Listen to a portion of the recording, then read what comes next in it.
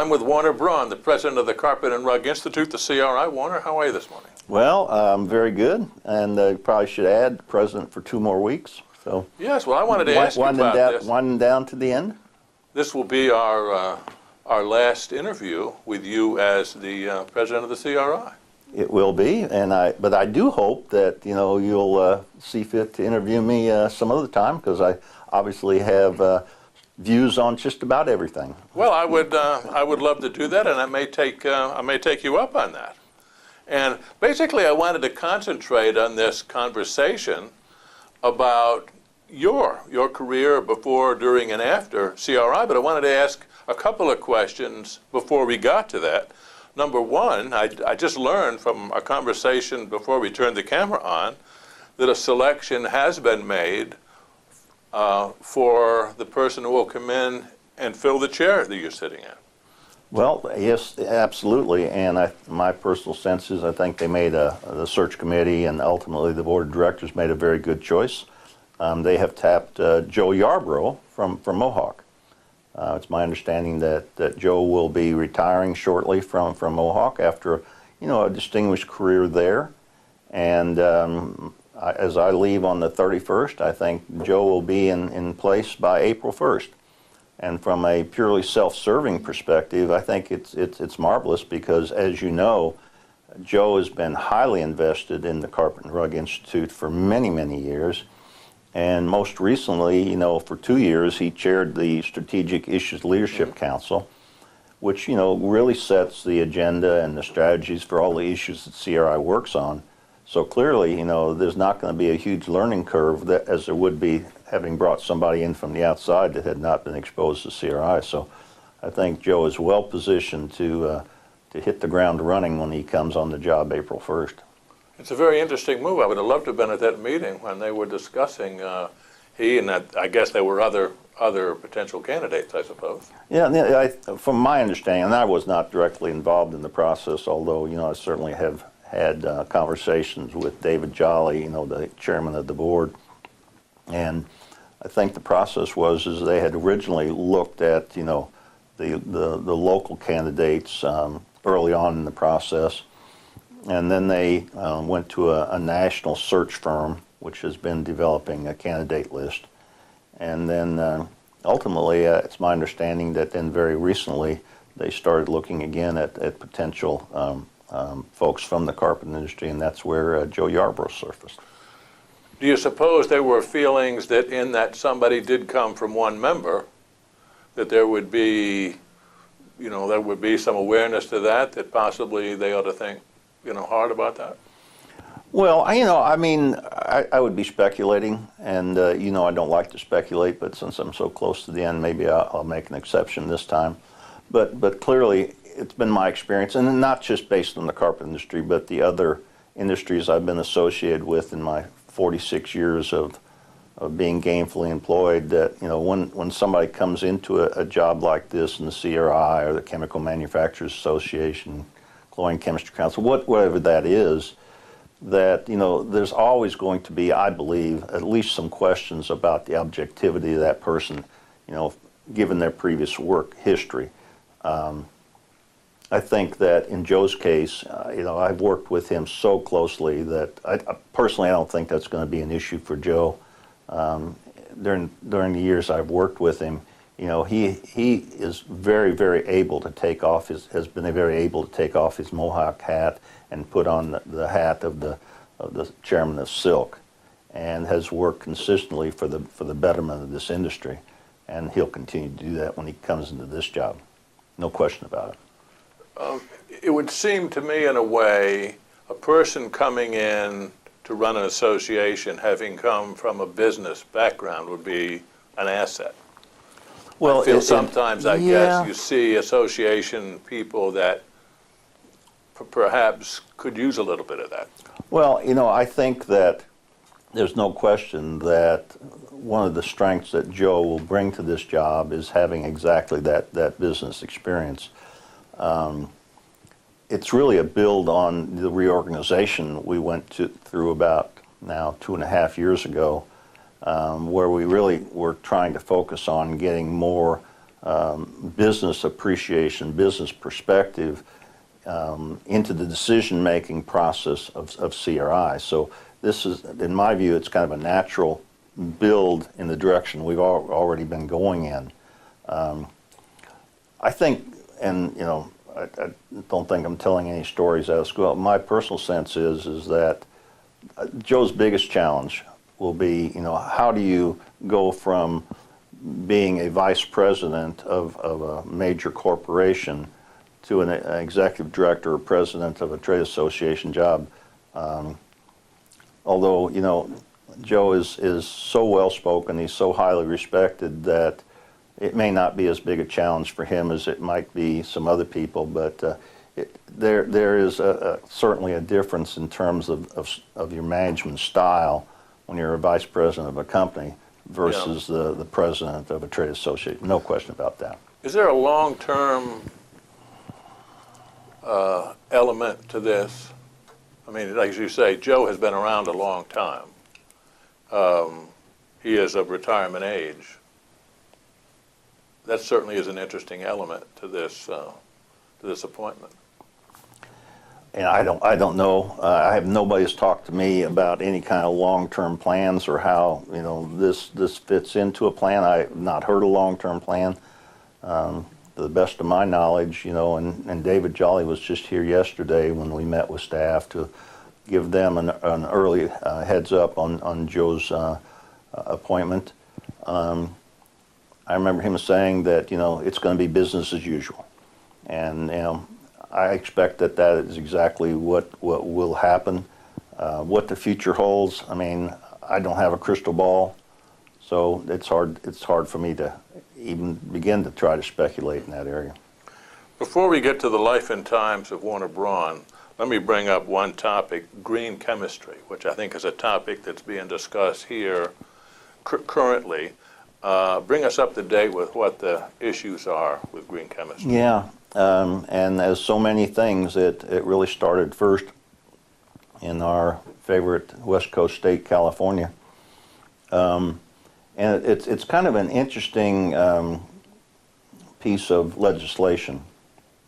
It, in many ways, it's like the framework bill for carpet. Oh, no, excuse me, the framework legislation on extended producer responsibility on carpet. Every piece of legislation I've seen to this point really creates a framework of looking at products that are sold within a state. And then they look at, you know, what are the raw materials that are used to make that product? What are the kind of trace chemistries that are involved in that product when it gets sold? And then it deeds over the responsibility in the legislation to a regulatory agency in the state. And then the state regulators are then required to identify a family of products or a family of chemistries or a trace chemistries of different classes that they want to look at because they believe that they may pose an unwarranted risk in the marketplace. So once they have done that, then the next step will be to go to the manufacturers, be that product manufacturers or raw material manufacturers, and then they encourage them to do product substitution. So, and one of the interesting wrinkles, and I think this is in my mind really, really important. It's not legislation and ultimate regulations that are aimed at risk reduction of a product, but rather the elimination of all perceived risks in the product. So let's take a hypothetical. Let's say that you make a product, a consumer product, that has 3-methyl chicken wire as a trace chemical in that product. So they're not going to come to you and say, how can you reduce the level of 3-methyl chicken wire in that product to reduce risk? they're going to come to you and say, what can you do to get rid of 3-methyl chicken wire and replace it with something else? So, for me, going back to my toxicology days, this is, and I hate to say this, but I just can't put it any other way. It's way over the top, because I don't know if you read my weekly column in the paper, but I talked about this exact issue a couple of weeks ago. Risk and hazard are not equatable. Exposure and hazard are not equatable. Every chemical known to man, every chemical in the universe has some level of toxicity at some dose, okay? The way classic toxicology looks at it is, okay, at what dose does that, or exposure, does that chemical no longer pose a risk to the people who contact it? I mean, water is a good example.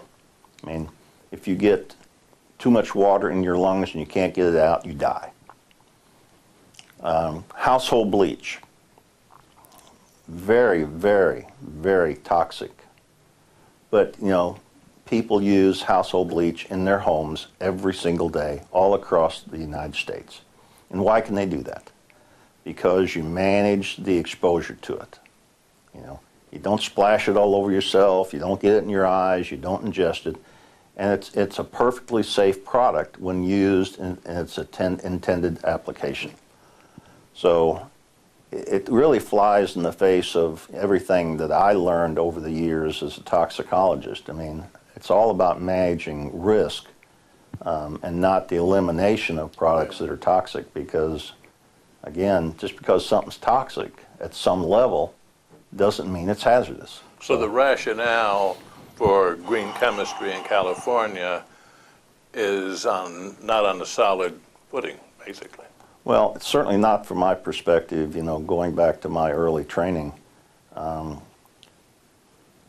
But, I mean, that's the way the legislation has been written, and that's the way the regulations are being promulgated. And you mentioned California is really the first place where it's really, where they're down the road in the process of now starting to identify classes of products that will be looked at. In fact, I don't know when this is going to air, but today, well, actually it's going to be tomorrow, Thursday, that the state of California will come out with their first list of products that they're going to look at.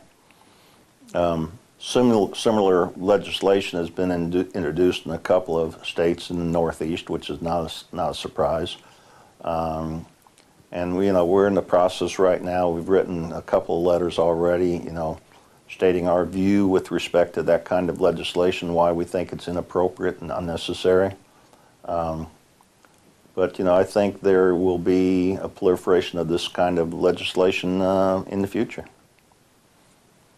And your feeling or your fear is that carpet or the elements of carpet will come out on that list that will be published tomorrow?